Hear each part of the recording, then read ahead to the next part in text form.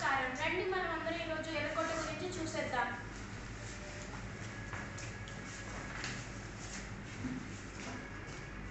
నా పేరు హరిణి. నా పేరు చరిత. నా పేరు ధనశ్రీ. నా పేరు యశస్. నా పేరు సాత్విక. భారతదేశంలో ఎన్నో పవిత్రమైన గుడులు, స్థలాలు ఉన్నాయి.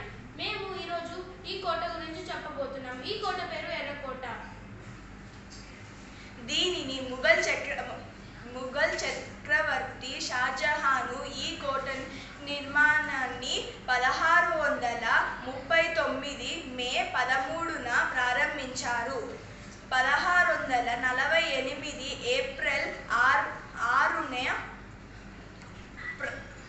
నిర్మాణాన్ని పూర్తి చేశారు. రెండవ ప్రపంచ యుద్ధం ముగిసిన వెంటనే ఇండియన్ నేషనల్ ఆర్మీపై జరిగిన ప్రసిద్ధమైన విచారణ ఎర్రకోటలోనే జరిగింది. ఎర్రకోట మొఘల్ చక్రవర్తి షాజహాన్ 17వ శతాబ్దంలో పాత ఢిల్లీని నిర్మించిన కోట.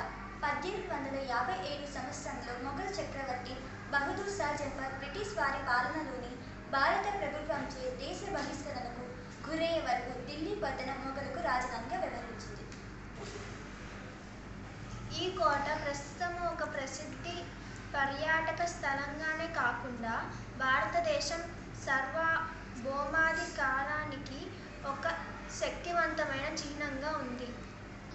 ప్రపంచ వారసత్వ దేశంగా 2007లో గుర్తించబడింది.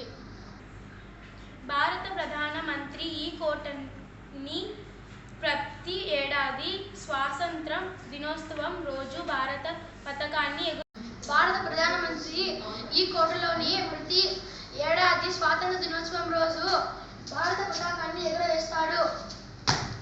అవకాశం ఇచ్చిన మీ అందరికీ మా హృదయపూర్వక కృతజ్ఞతలు.